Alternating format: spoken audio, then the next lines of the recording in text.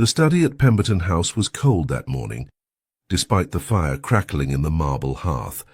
Alistair Beaumont, the Duke of Pemberton, sat behind his mahogany desk with his head in his hands.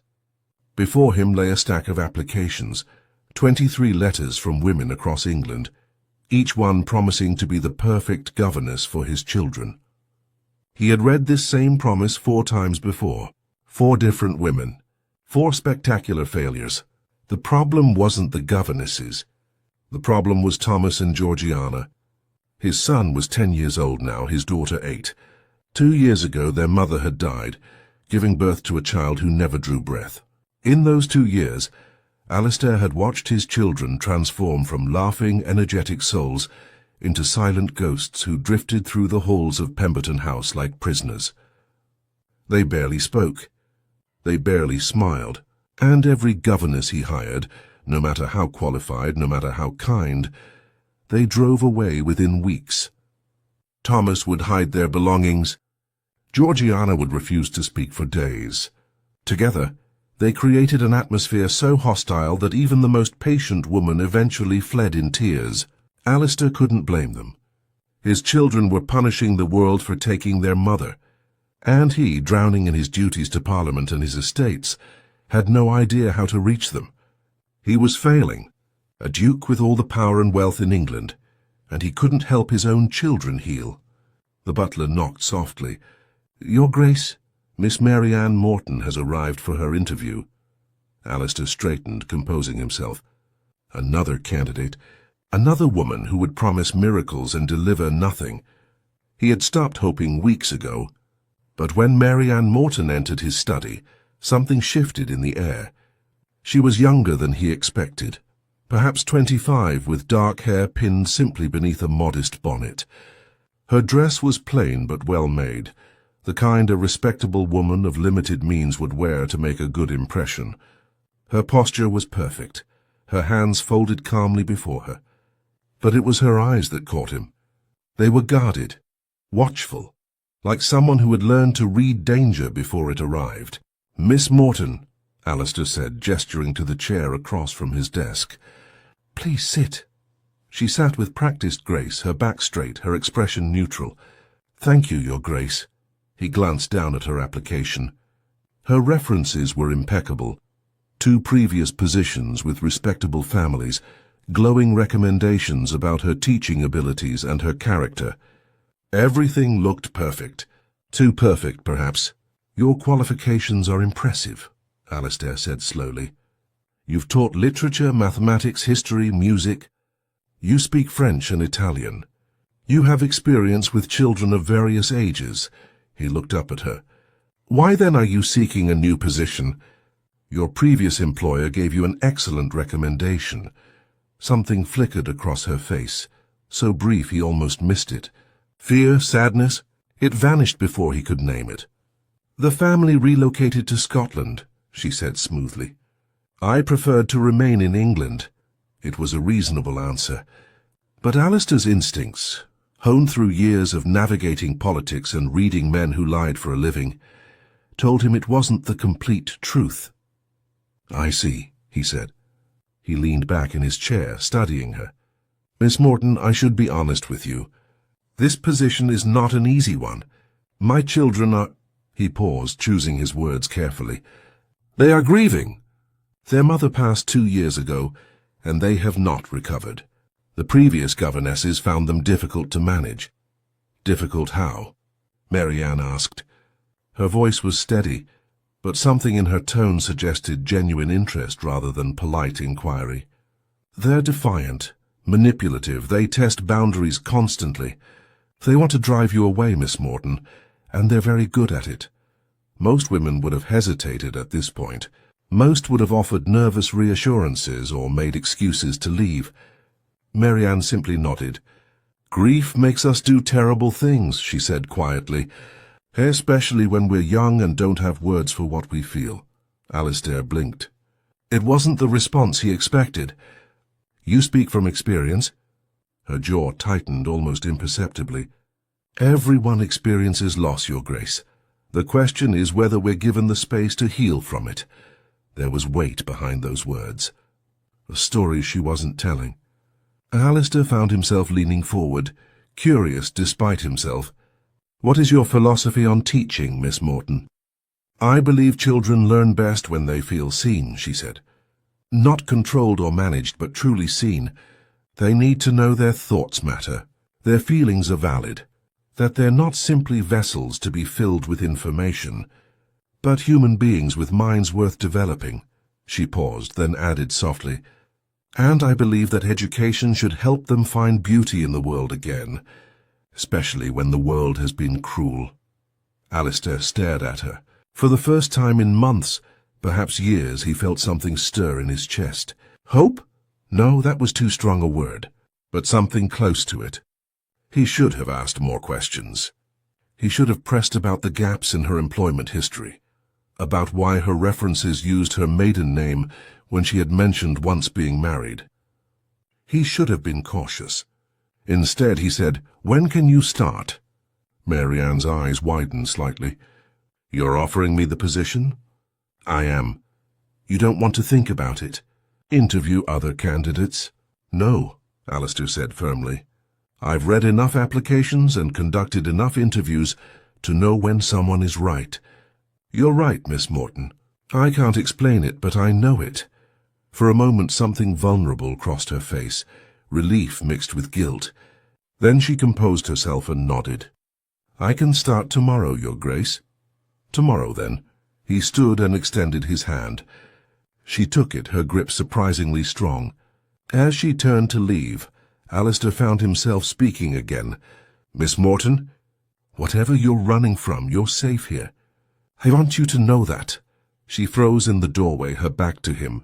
For several heartbeats she didn't move. Then, without turning around, she said softly, "Thank you, Your Grace, I hope that remains true."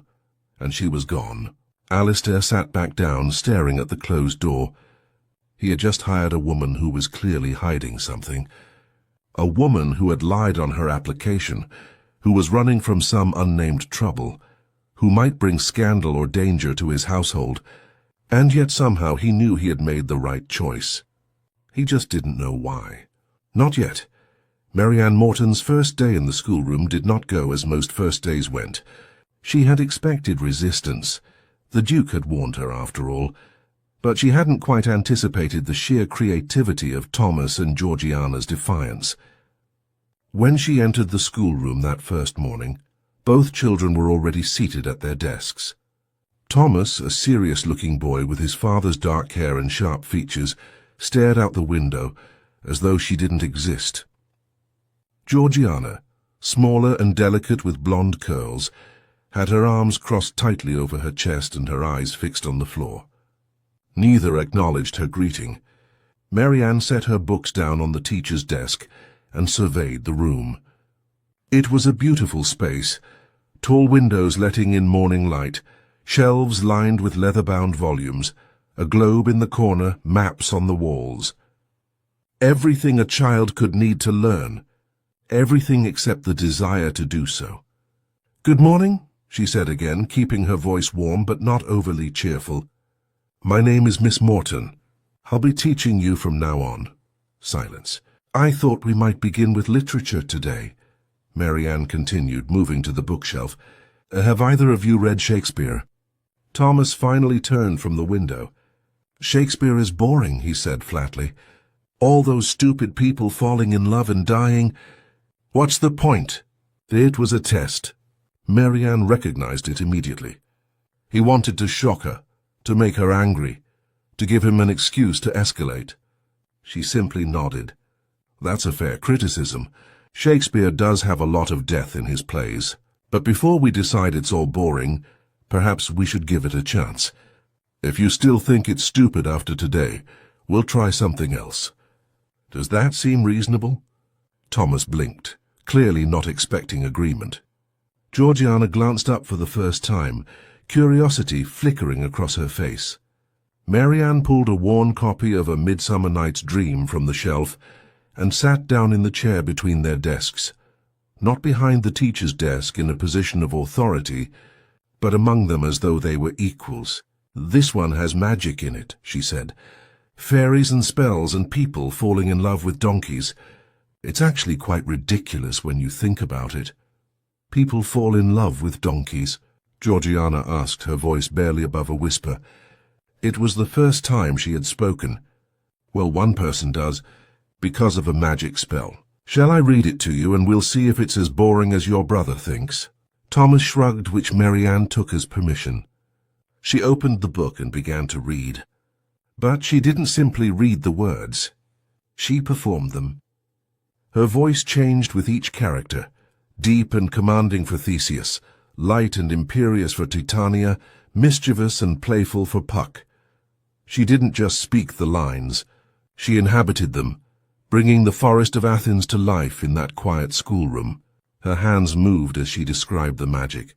Her face shifted with each emotion. Her voice rose and fell like music. Thomas stopped staring out the window. Georgiana uncrossed her arms. By the time Marianne reached the scene where Bottom transforms into a donkey, both children were leaning forward in their seats, completely absorbed. When she read Puck's final speech, her voice soft and conspiratorial as though sharing a secret, Georgiana actually smiled. It was a small smile, barely there, but it was real. Marianne closed the book. So, she said, still boring? Thomas hesitated, clearly torn between his desire to maintain his defiance and his genuine interest in the story. Finally, he said, it was okay, better than I expected. High praise, Marianne said with a slight smile. We'll continue tomorrow then. The rest of the day went more smoothly. Not perfectly. Thomas still challenged her on mathematics and Georgiana refused to practice her penmanship, but something had shifted. They were no longer trying to drive her away. They were testing her, yes, but with curiosity now instead of hostility. That evening, as the house settled into quiet, Alistair found himself walking past the schoolroom. He hadn't meant to.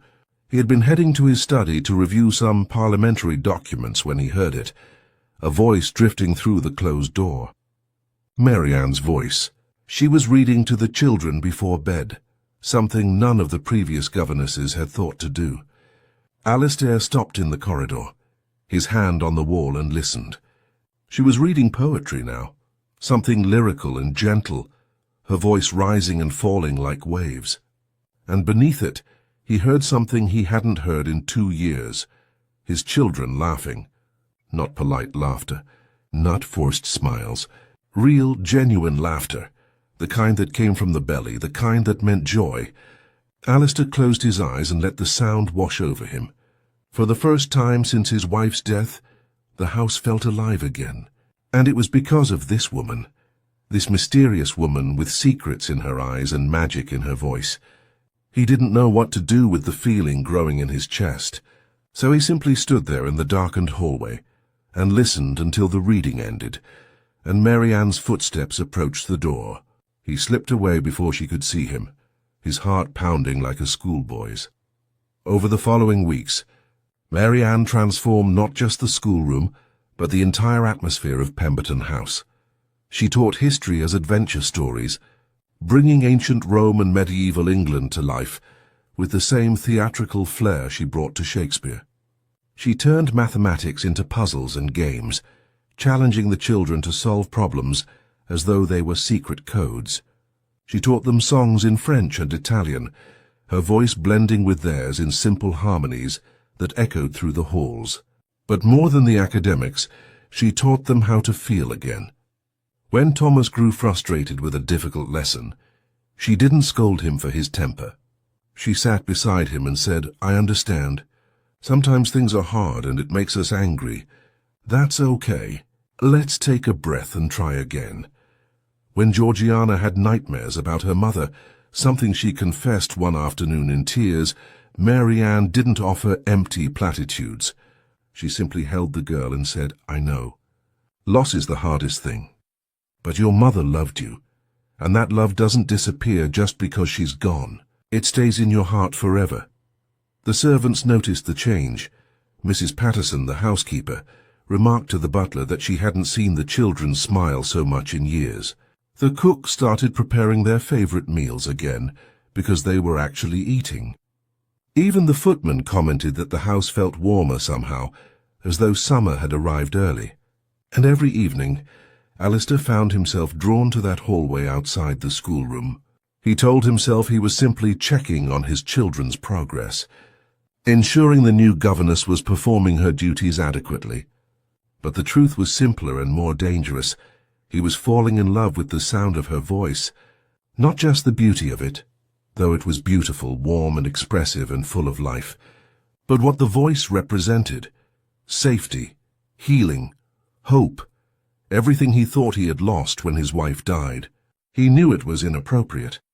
She was his employee. She was beneath his station socially, regardless of her genteel manners and education. She was hiding something. He was certain of that now.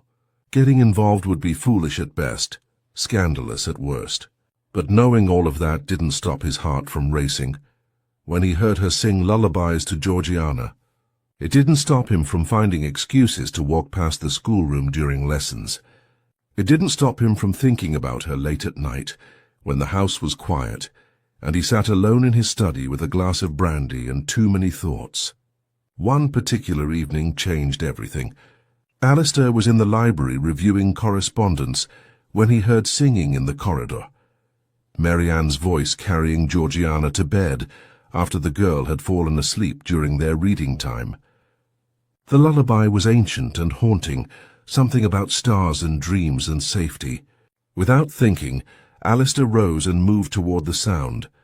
He stood in the shadows of the hallway and watched as Marianne gently laid Georgiana in her bed, still humming that sweet melody. The girl's small hand clutched Marianne's sleeve, unwilling to let go even in sleep. Marianne carefully extracted her hand and pulled the blankets up to Georgiana's chin. She brushed a strand of blonde hair from the child's face with such tenderness that Alistair felt his throat tighten. This wasn't a governess performing her duties. This was a woman who genuinely loved his daughter. And in that moment, Alistair knew the truth he had been avoiding for weeks. He wasn't just grateful to Marianne for helping his children. He was in love with her. Not just her voice, not just what she represented, but her, the woman herself, her strength and gentleness, her ability to see his children's pain and meet it with compassion instead of judgment, her quiet courage in the face of whatever demons haunted her past. He loved her, and he had absolutely no idea what to do about it. Alistair told himself he was being paranoid. He told himself that his growing feelings for Marianne were clouding his judgment, making him see problems where none existed. But late at night, when he couldn't sleep, he found himself returning to the same troubling questions. Who was Marianne Morton, really? And what was she hiding? It started small, a comment from Mrs. Patterson about how Miss Morton never received letters from family, an observation from the butler that she had arrived with only one small trunk of belongings, unusual for a woman of her education and background. The way Marianne would tense whenever someone knocked on the front door unexpectedly, as though she expected trouble to walk through it at any moment. Alistair tried to dismiss these observations. Many people lived quietly. Many had complicated family situations. But his instincts, the same instincts that had served him well in Parliament, where men lied as easily as they breathed, told him something was wrong. One evening, he retrieved Marianne's application from his desk drawer and read it again, this time more carefully. The references were excellent, yes, but they were also vague. They praised her teaching abilities and her character in general terms, but provided few specific details. The dates of her previous employment had gaps, months unaccounted for, and there was that discrepancy with her name. Some documents listed her as Marianne Morton, her maiden name. Others mentioned a married name, Ashton, that she never used. Alistair sat back in his chair, rubbing his temples. He didn't want to investigate her. It felt like a betrayal of the trust growing between them. But he had his children to think about. If Marianne was involved in something dangerous, If her past could threaten Thomas and Georgiana's safety, he needed to know. The decision made him sick to his stomach, but he made it anyway. He sent word to a private investigator he had used before, a discreet man who handled sensitive matters for various members of the aristocracy. Alistair provided what information he had and asked for a full background report. Then he waited, guilt gnawing at him with every passing day. The investigator returned 2 weeks later with a folder of documents and a grim expression. "Your Grace," the man said, settling into the chair across from Alistair's desk, "the woman calling herself Mary Ann Morton has a complicated past." Alistair's stomach dropped. "Go on." "Her maiden name is indeed Morton. She's the daughter of a country vicar who died 5 years ago. Her mother passed when she was a child. So far everything in her application is truthful." The investigator paused. "However, 6 years ago she married a man named Edmund Ashton." "Viscount Ashton." "The marriage appears to have been troubled from the start." "Troubled how?" "Ashton was a gambler, reckless with money. There are rumors, unconfirmed but persistent, that he was abusive toward his wife. She was seen with bruises on several occasions, though she always claimed they were accidents." The investigator's voice was carefully neutral, but Alistair could hear the disgust beneath it. 3 years into the marriage, Mary Ann disappeared, simply vanished.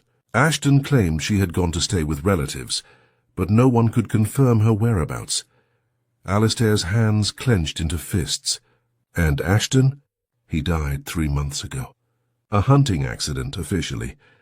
But there are questions about the circumstances. He was heavily in debt, involved with some dangerous people, smugglers, possibly worse. His death was convenient for several parties." "Are you suggesting Mary Ann had something to do with it?" "No, Your Grace. In fact, there's no evidence she was anywhere near him when he died. But here's what concerns me. Immediately after his death, several men began looking for her. Dangerous men. The kind who work for people who don't like loose ends." Alistair felt cold dread settle in his chest. "What kind of people?" "Ashton was involved in smuggling operations along the coast, possibly information trafficking as well, selling secrets to French agents. When he died, those operations were disrupted. Someone wants to know what Mary Ann knows about her late husband's activities, and they're willing to pay well to find her." The room seemed to tilt. Alistair gripped the edge of his desk to steady himself. "Is she in danger?" "Potentially, yes. If these people discover where she is, they may try to question her, or eliminate her if they think she's a threat." The investigator leaned forward. "Your Grace, I must advise you to terminate her employment immediately, for your own protection and that of your children." "No," Alistair said immediately. The word came out harder than he intended. The investigator blinked. "Your Grace—" "No," Alistair repeated. "If she's in danger, then dismissing her would only make her more vulnerable. She stays here where I can protect her. With respect, sir, you may be putting your family at risk. That's my decision to make." Alistair stood, signaling the end of the conversation. "Thank you for your work. Send your bill to my solicitor, and speak of this to no one."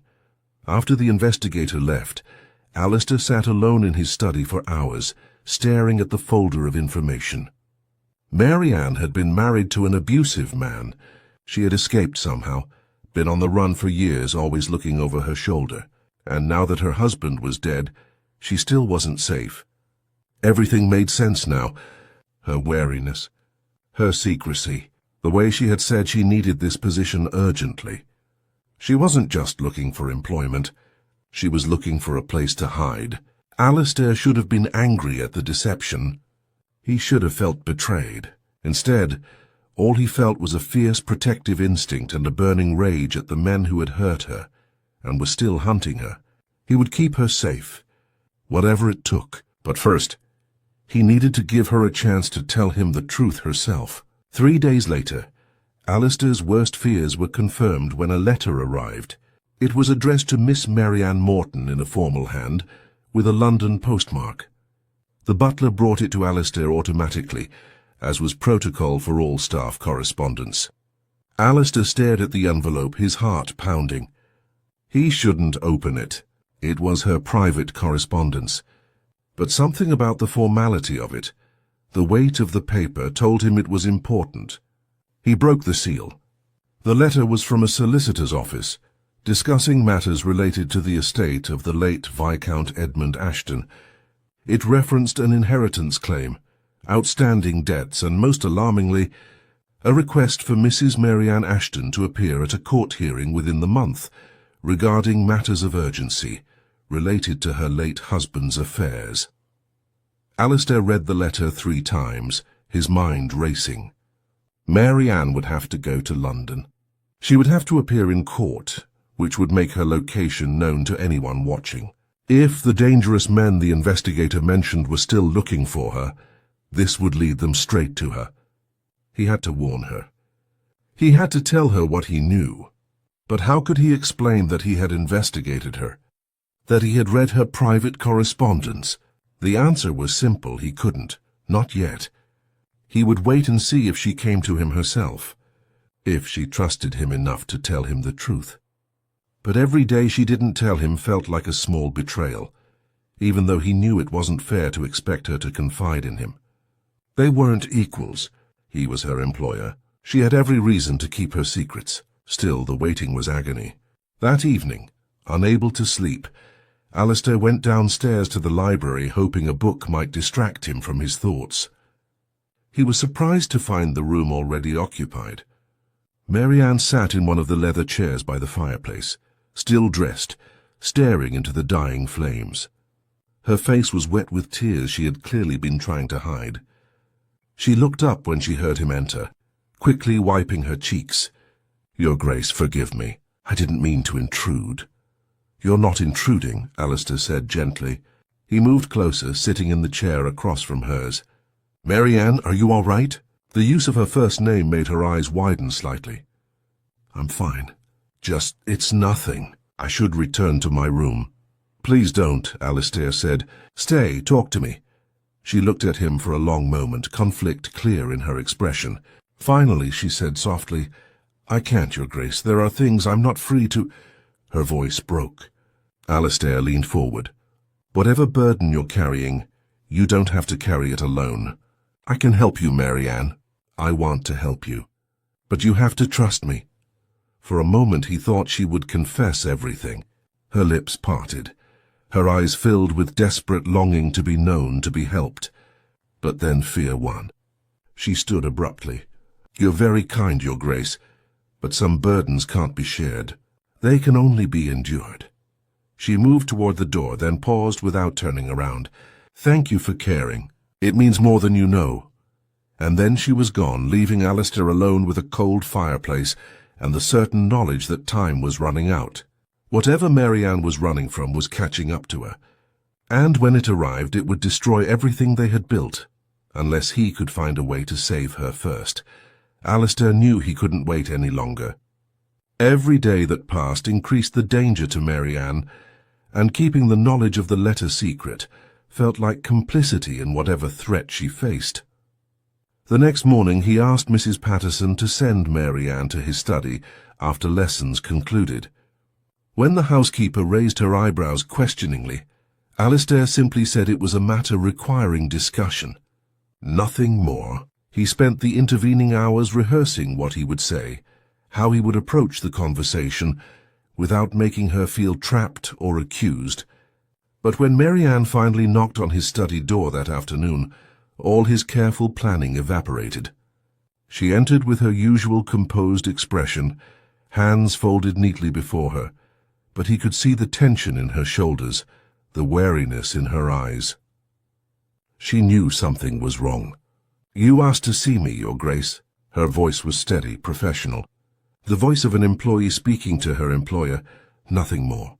Alistair stood from behind his desk, unable to remain seated for this conversation. From his drawer he withdrew the letter, the one from the solicitor, and held it up. "This arrived 3 days ago. It's addressed to you."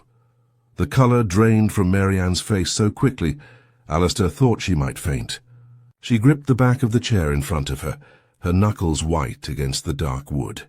For several long seconds she said nothing, just stared at the letter as though it were a death sentence. "You opened my correspondence," she finally said, her voice barely above a whisper. "Yes." Alistair didn't apologize. He couldn't, not when her safety was at stake. "Marianne, I need to know. Who are you? What are you running from? And who was Edmund Ashton?" She flinched at the name as though he had struck her. Her carefully constructed walls crumbled all at once. She sank into the chair, her hands covering her face, her shoulders shaking with silent sobs. Alistair moved around the desk immediately, kneeling beside her chair, but he didn't touch her. He simply waited, giving her space to compose herself. When she finally lowered her hands, her face was blotchy with tears, but her eyes held a terrible resignation. "You want the truth," she said hoarsely. "All of it." "Yes. Even if it changes everything? Even if you send me away after hearing it?" "I won't send you away," Alistair said firmly. "But I need to understand what we're facing." Marianne took a shuddering breath and began to speak. The story poured out of her like water from a broken dam, years of secrets finally finding voice. "I was 18 when I married Edmund Ashton," she said, staring at her hands. "My father had just died. I had no money, no family, no prospects. Edmund seemed kind at first, charming. He promised me security, a good home. I thought I was fortunate." Her laugh was bitter. "I was so naive." Alistair remained silent, letting her continue at her own pace. "The marriage was a nightmare from the beginning. Edmund was—" She paused, searching for words. "He was cruel. Not always with his fists, though there was that too. Mostly he was cruel with words, with control. He dictated everything, what I wore, who I spoke to, where I went. He kept me isolated in his country estate for months at a time. When I tried to object, he would remind me that I had nothing. No money of my own. No family to return to. I was completely dependent on him." Alistair's jaw tightened with rage, but he forced himself to remain calm. This wasn't about his feelings. This was about her finally being heard. "He had mistresses," Marianne continued. "Multiple women, sometimes bringing them to our home while I was there. He wanted me to know I was replaceable, worthless. He enjoyed my humiliation." She wiped her eyes roughly. "But the worst part was the gambling. Edmund was reckless with money. He lost thousands on cards, on horses, on ridiculous investments. When his inheritance ran out, he turned to other means of income." "Smuggling," Alistair said quietly. Marianne's head snapped up. "You know about that? I had you investigated. I'm sorry. I needed to know if my children were in danger." She nodded slowly, seeming to accept this. "Yes, smuggling. He was involved with a network of men trafficking goods along the coast. Brandy, silk, tobacco, anything that could avoid taxes. But it wasn't just goods. They were also moving information, selling English secrets to French agents. Edmund thought it was exciting, like he was playing some grand game. He didn't care that it was treason. And you knew about this?" "I didn't want to know. But I saw things, heard conversations. Men would come to the house late at night, dangerous men with cold eyes. They would meet with Edmund in his study, and I would hear raised voices, threats. One night I overheard them discussing a shipment of documents, military intelligence that Edmund had acquired somehow. They were planning to sell it to Napoleon's network. I was terrified, but I didn't know what to do. If I went to the authorities, Edmund would have destroyed me. And I had no proof, just what I'd overheard." Alistair's mind raced. This was worse than he had imagined. Marianne wasn't just running from an abusive marriage. She was a witness to treason. 2 years into the marriage, I couldn't bear it anymore, Marianne said. I started planning my escape. I saved small amounts of money whenever I could. I contacted a distant cousin who agreed to help me. One night when Edmund was in London, I left. I took almost nothing, just some clothes and what little money I had hidden. I used my maiden name, Morton, and I disappeared. How did you survive? I moved constantly, took positions as a governess under false references. I paid a woman to forge them for me. I never stayed anywhere longer than 6 months. I lived in constant fear that Edmund would find me, that he would drag me back and punish me for leaving. But months passed, then years. I began to think I might actually be free. And then he died. Yes, Marianne's voice was hollow. 3 months ago. A hunting accident, they said. But Edmund was an excellent shot. He didn't have accidents. I think someone killed him. Someone involved in his smuggling operations. Maybe he became a liability. Maybe he knew too much. I don't know. But when I heard he was dead, I didn't feel relief. I felt more afraid than ever. Because you knew something, Alistair said, understanding dawning. About the smuggling, about the treason, and whoever killed Edmund would want to make sure you couldn't talk. Exactly. Marianne looked at him with desperate eyes. That's why I came here. Pemberton House felt like a place I could disappear, at least for a while. A duke's household, respectable and protected.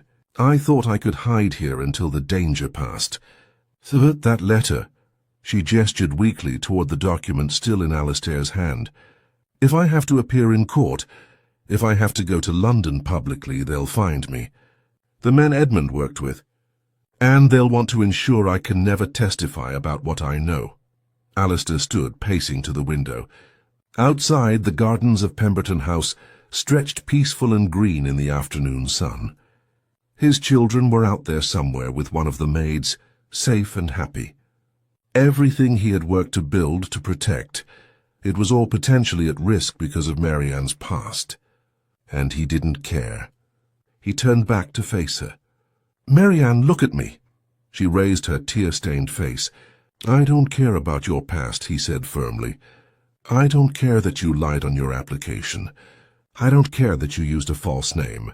You did what you had to do to survive an impossible situation. There is no shame in that. But the danger, we'll face it together." He moved closer, kneeling again so they were at eye level. "What I care about, what I need to know is this. Are your feelings for me real? Because mine for you are. I'm in love with you, Marianne. I have been for weeks. I love your strength, your courage, your compassion for my children. I love the way you've brought life back into this house. I love you, not despite your complicated past, but as a complete person who has survived terrible things and remained kind." He took her hand carefully, giving her the chance to pull away. She didn't. "So I'm asking you now, plainly, do you feel what I feel? Is there something between us worth fighting for?" Marianne stared at him, fresh tears streaming down her face. For a long moment, she seemed unable to speak. Then finally she whispered, "Yes, God help me, yes. I love you, Alistair. I've loved you almost from the beginning. But I was so afraid. Afraid of dragging you into my nightmare, afraid of ruining everything you've built, afraid of losing you the moment you knew the truth." "You're not going to lose me," Alistair said. He stood, pulling her up with him, and cupped her face gently in his hands. "Whatever comes next, we face it together. Do you understand? You're not alone anymore, Marianne. You don't have to run. You don't have to hide. I will stand beside you and we will find a way through this." She collapsed against him, sobbing into his chest while he held her. Years of fear and loneliness poured out of her, and Alistair simply held her through it, stroking her hair and murmuring reassurances. When she finally quieted, she pulled back enough to look up at him. "What do we do?" she asked. "We go to someone I trust, someone with connections who can help us."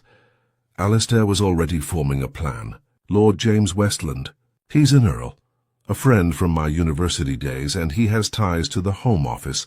If what you know about Edmund's treason is valuable, the government will want to protect you.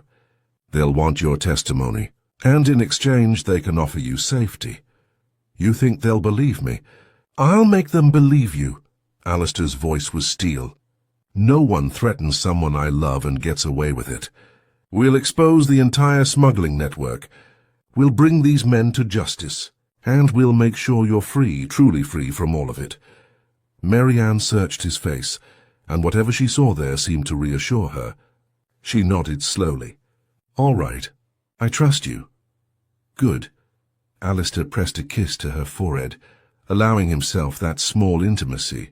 We'll send word to Westland tonight. In the meantime, you stay close to the house. Don't go anywhere alone. And Marianne... He waited until she met his eyes. Thank you for trusting me with the truth. I know how much it cost you. Thank you for not sending me away, she whispered. Never, Alistair promised. I will never send you away. 3 days after Marianne's confession, the danger she had warned about arrived at Pemberton House. Alistair was in his study reviewing correspondence when the butler entered, his normally composed face tight with concern. Your Grace, there are 3 men at the door requesting to speak with you. They claim to represent creditors of the late Viscount Ashton. They're asking about Miss Morton. Alistair's blood ran cold. He had known this moment would come, but not so soon. Show them to the drawing room, and send word to the stables to have my fastest horse ready, just in case. Then find Miss Morton, and tell her to stay in her chambers with the children. Lock the door. The butler nodded and disappeared. Alistair took a moment to compose himself, then walked to the drawing room with measured steps. The 3 men waiting there were not creditors. That much was obvious from the moment he saw them. They were hard-faced men with calculating eyes, dressed well enough to pass inspection, but carrying themselves like soldiers, or worse, like men who dealt in violence for profit. Gentlemen, Alistair said coolly, I understand you have business to discuss. The tallest of the 3 stepped forward. His face was scarred, his voice rough. Your Grace, we apologize for the intrusion. We represent certain parties with interests in the late Viscount Ashton's estate. We have reason to believe that Mrs. Marianne Ashton, formerly employed as a governess in your household, may possess documents or information relevant to settling his affairs. Miss Morton is indeed employed here, Alistair said carefully. However, I'm not aware of any documents in her possession. Perhaps she hasn't mentioned them. Women can be forgetful about such things. The man's smile didn't reach his eyes. We'd like to speak with her directly. Just a brief conversation to clarify a few matters. That won't be possible. Miss Morton is occupied with her duties. Your Grace, I don't think you understand the situation. The man's voice hardened. Viscount Ashton was involved in certain business arrangements before his death. Arrangements that powerful people have invested in heavily. His widow may have knowledge of these arrangements, names, locations, records. We need that information, and we need it quickly. Alistair felt rage building in his chest, but kept his voice level. Are you threatening me in my own home? Not at all, Your Grace. We're simply explaining the stakes. Mrs. Ashton's cooperation would be beneficial for everyone involved. Her non-cooperation would be unfortunate, for her and for anyone protecting her. The implicit threat was clear. These men knew Marianne was here. They knew Alistair was sheltering her, and they were willing to hurt anyone who stood in their way. Alistair walked to the door and opened it. 2 footmen stood in the hallway, large men he had positioned there deliberately. Gentlemen, this conversation is over. You will leave my property immediately. If you return, I will have you arrested for trespassing. The scarred man studied him for a long moment, then shrugged. As you wish, Your Grace, but this matter won't disappear simply because you refuse to discuss it. Mrs. Ashton can't hide forever. And when we find her, and we will find her, it would be better for everyone if she cooperates voluntarily. He tipped his hat mockingly. Good day. The 3 men left, escorted out by the footman. Alistair watched from the window until their carriage disappeared down the drive, then immediately went to find Marianne. She was in her chambers as instructed, pale and shaking, with Thomas and Georgiana sitting close to her on either side. The children looked frightened, sensing the tension even if they didn't understand it. They came, Marianne said. It wasn't a question. Yes? Alistair knelt before her, taking her hands. Marianne, you can't stay here. They know where you are now. They'll come back, and next time they might not ask politely. You need to leave somewhere they can't find you. While I contact Westland and arrange protection, where would I go? I have a hunting lodge in Scotland. Remote, defensible. You'd be safe there until— No! Marianne stood abruptly. No, I won't do that. I won't run again, Alistair. I won't spend the rest of my life looking over my shoulder, waiting for them to find me. And I won't put your children in danger by staying. Then what do you suggest? Her face was resolute despite her fear. I'll leave tonight. I'll go to London, present myself to the authorities, tell them everything I know. Let the government protect me if they will. But I can't stay here and risk bringing violence to this house. Absolutely not, Alistair said firmly. You're not going anywhere alone. Alistair, no. He gripped her shoulders gently. I told you we faced this together. That means I'm coming with you. Alistair refused to let Marianne face the authorities alone. That same evening, they departed for London with 2 armed footmen and a carefully drafted letter of introduction to Lord James Westland. The journey took most of the night, and by the time they arrived at Westland's London townhouse at dawn, both were exhausted but resolved. Thomas and Georgiana had been left in Mrs. Patterson's care, with strict instructions that no one was to know where their father had gone. Westland, despite being roused from sleep, listened to their story with growing alarm. He was a man in his late 30s, with sharp intelligence and connections throughout the government. After hearing everything Marianne had to say about Edmund's smuggling network and the treason she had witnessed, he immediately sent word to contacts at the Home Office. Within hours, 3 government officials arrived at Westland's home. They questioned Marianne extensively, and she answered every question with painful honesty. She described the men who had visited Edmund, the conversations she had overheard about selling military intelligence to French agents, the locations of smuggling operations along the coast. Everything she had kept buried out of fear came spilling out. The officials exchanged glances as she spoke. Finally, the senior man, a stern-faced bureaucrat named Morrison, said, "Mrs. Ashton, what you're describing corroborates intelligence we've been gathering for months. We've known about this smuggling network, but haven't been able to identify all the key players. Your testimony could help us dismantle the entire operation." "Then you'll protect her?" Alistair demanded. "The men who came to my home threatened her life. We can offer protection, yes, but in exchange Mrs. Ashton will need to testify formally. Publicly, there will be trials." Marianne paled but nodded. "I'll do whatever is necessary." Over the following weeks, the government moved quickly. Armed with Marianne's information, they raided suspected smuggling locations and arrested dozens of men involved in the network. The conspiracy reached higher than anyone had anticipated. Several minor nobles were implicated, along with corrupt customs officials and even a member of Parliament. The scandal dominated London society. Marianne was kept under guard at a safe location, giving depositions and preparing for trial. Alistair remained at her side throughout, using his influence to ensure she was treated with respect rather than as a criminal. Lord Westland proved invaluable, leveraging his connections to fast-track the legal proceedings and ensure Marianne's safety. The trials began in autumn. Marianne testified in closed proceedings, her voice steady as she recounted what she had witnessed during her marriage to Edmund.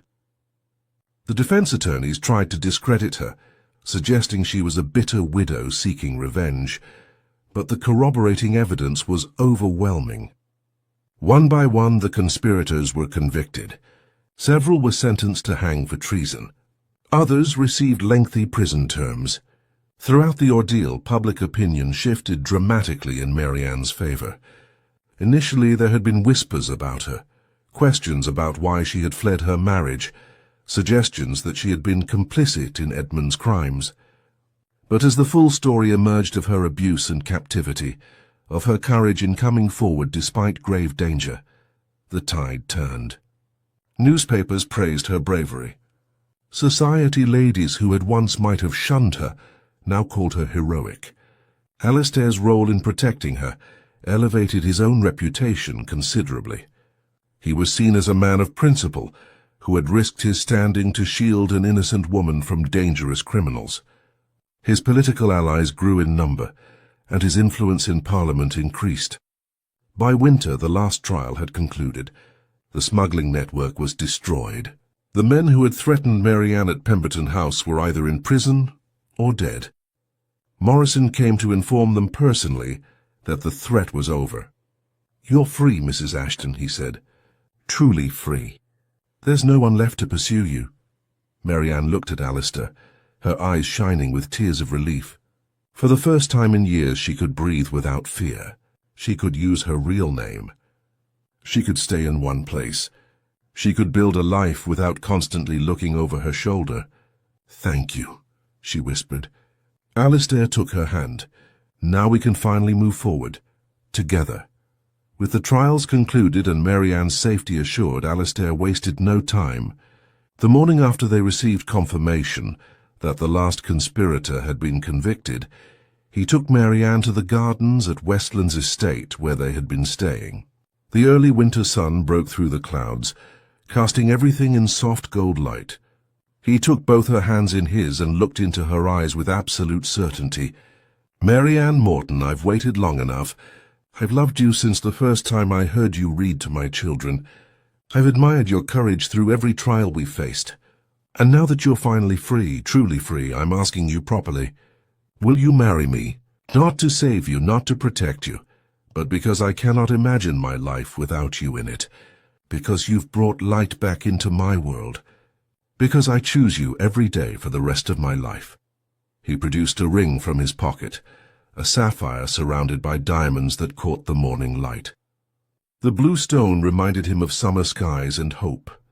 Marianne's hands trembled as she looked at it, then back at his face. "Yes," she said, her voice breaking with joy. "Yes, Alistair. 1,000 times yes. I choose you too. I choose this life we can build together.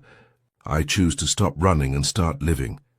He slipped the ring onto her finger and kissed her there in the garden while Lord Westland diplomatically turned away to examine some distant hedge. When they finally pulled apart, both were laughing through tears. The wedding was arranged quickly. Alistair saw no reason to wait, and Marianne agreed. They were married 6 weeks later at St. George's, Hanover Square, in an intimate ceremony. Thomas, now 11, stood proud as groomsman, and Georgiana, 9, served as bridesmaid with flowers in her hair. Lord Westland gave a toast that had half the small congregation wiping their eyes. Lady Herwood, a distant cousin of Alistair's, served as witness and pronounced it the most romantic thing she had seen in decades.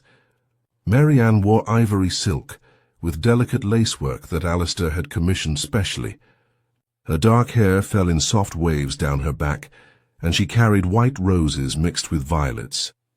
When she walked down the aisle, Alistair felt his breath catch. She was radiant, not just beautiful but luminous with happiness.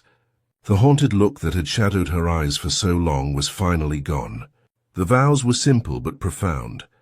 Alistair promised to see her fully, to honor both her strength and vulnerability, to protect her not because she needed saving, but because they chose each other. Marianne vowed to stop running, to build roots with him, to love his children as her own, and to trust him with the heart she thought was broken beyond repair. When the vicar pronounced them husband and wife, Alistair kissed her as though sealing a sacred promise. The small congregation erupted in applause, and Thomas and Georgiana rushed forward to embrace them both, their faces alight with joy. The wedding breakfast was held at Pemberton House, which had been transformed for the occasion. Every room blazed with candles and winter flowers. The staff had outdone themselves, and even the usually reserved Mrs. Patterson was seen dabbing her eyes with her apron. The children stayed close to Marianne all day, as though afraid she might disappear if they let her out of their sight. She held their hands and laughed at their jokes and promised them that she was staying forever. That night, after the guests had departed and the children were finally asleep, Alistair and Marianne stood together in the library where they had shared so many quiet moments. He wrapped his arms around her from behind, and she leaned into him with complete trust. Happy? He murmured against her hair. Happier than I ever thought possible, she answered. I came to your house expecting to hide. Instead, I found home. We found each other, Alistair corrected. Everything else was just details. She turned in his arms and kissed him, and in that moment the past finally released its hold on both of them. They were no longer a widowed duke and a fugitive governess. They were simply Alistair and Marianne, two people who had found love in the unlikeliest of circumstances and chosen to build a future together. 1 year had passed since Marianne Morton became the Duchess of Pemberton, and the transformation of both the family and the house was nothing short of miraculous. On a crisp autumn morning, Marianne stood at the doorway of the schoolroom, the very place where her journey with this family had begun, and smiled at the scene before her. Thomas, now 12, sat at his desk working intently on an essay about Shakespeare's themes of redemption. Georgiana, 10, practiced a complex piano piece in the corner, her fingers moving with confidence across the keys. The room that had once felt cold and formal now overflowed with life, books stacked on every surface, artwork pinned to the walls, musical instruments propped in corners, evidence everywhere of curious minds at work.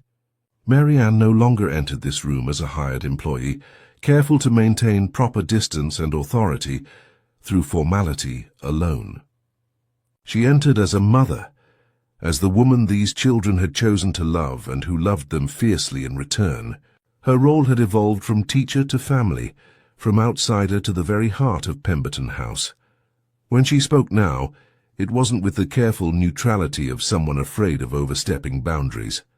It was with the warmth and authority of someone who belonged completely. "How is the essay progressing, Thomas?" she asked, moving to look over his shoulder. He glanced up with a grin that reminded her so much of Alistair. "I'm arguing that Shakespeare believed broken people could be made whole again through love and forgiveness. Do you think that's too sentimental?" Marianne felt her throat tighten with emotion. A year ago, this boy had been silent and withdrawn, barely able to speak about feelings at all. Now he wrote essays about healing and redemption. "I think it's profound," she said softly. "And I think Shakespeare would agree with you. Some of his greatest characters are people who've survived terrible things and found their way back to wholeness." "Like you," Georgiana said from the piano, not missing a note. The observation was matter-of-fact, without any awkwardness.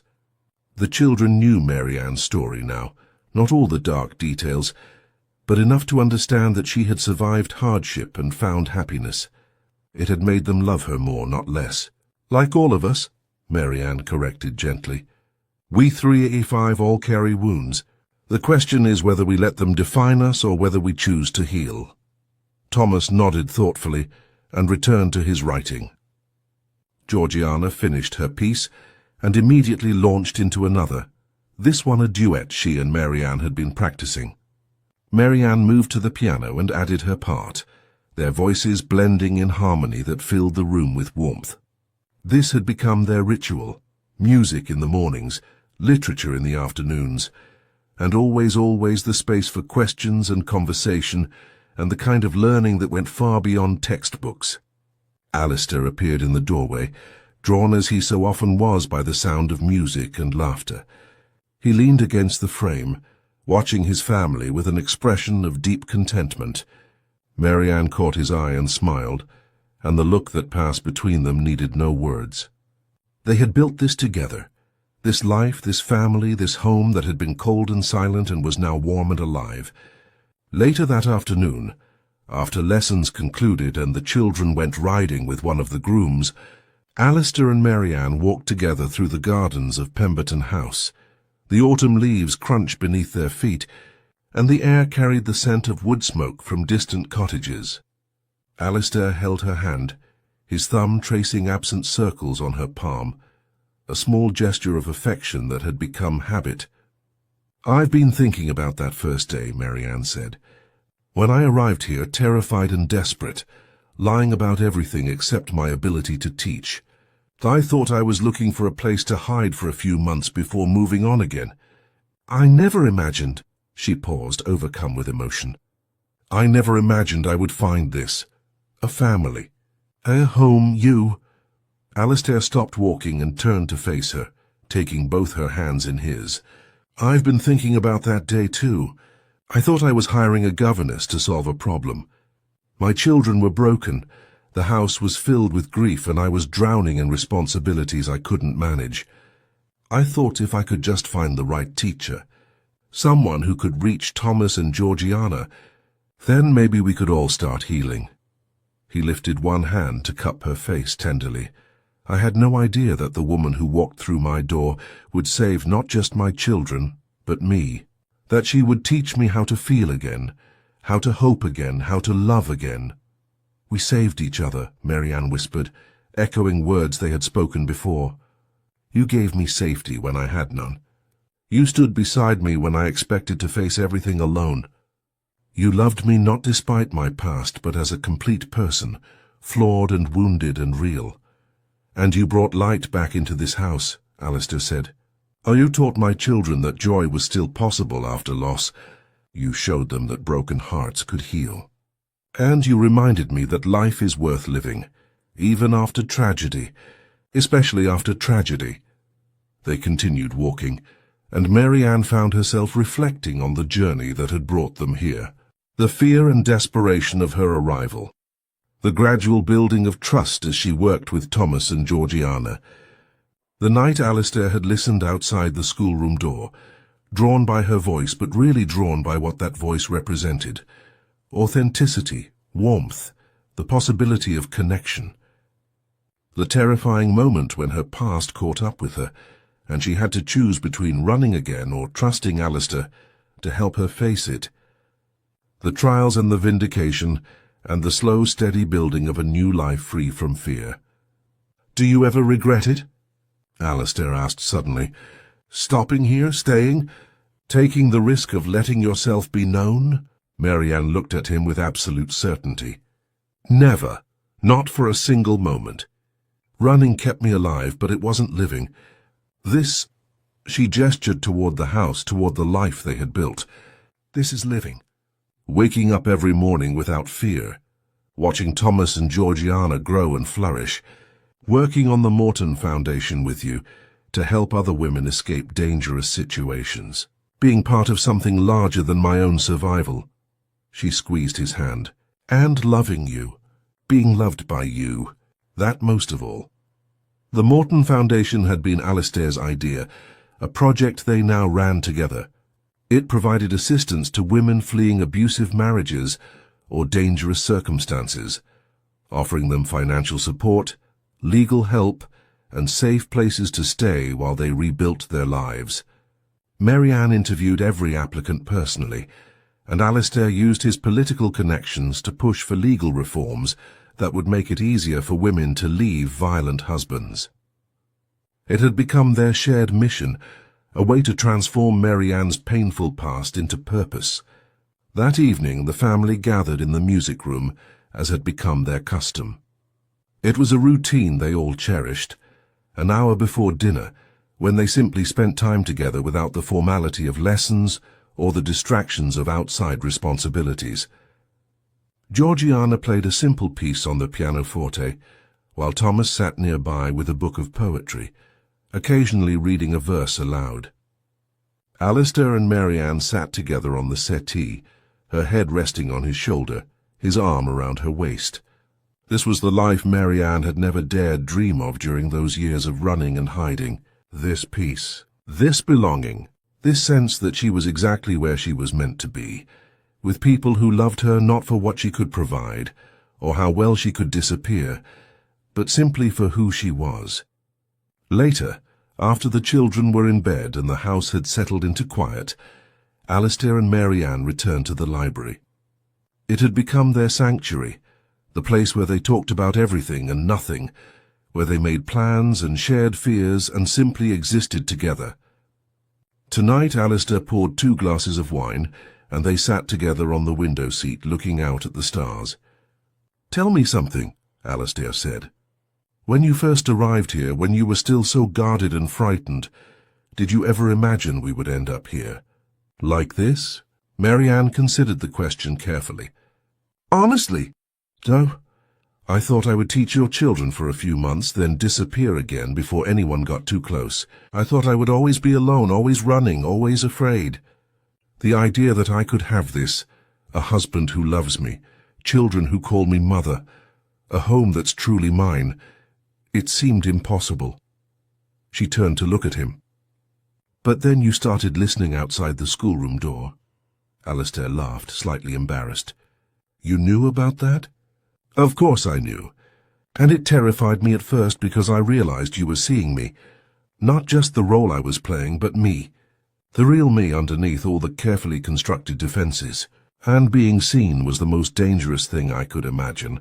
She touched his face gently. But it was also what I needed most. To be fully known and still be loved.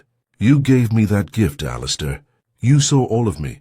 The fear, the lies, the complicated past, and you loved me anyway. Not anyway, Alistair corrected firmly. I loved you because of all of it. Because you survived. Because you remained kind despite everything that happened to you.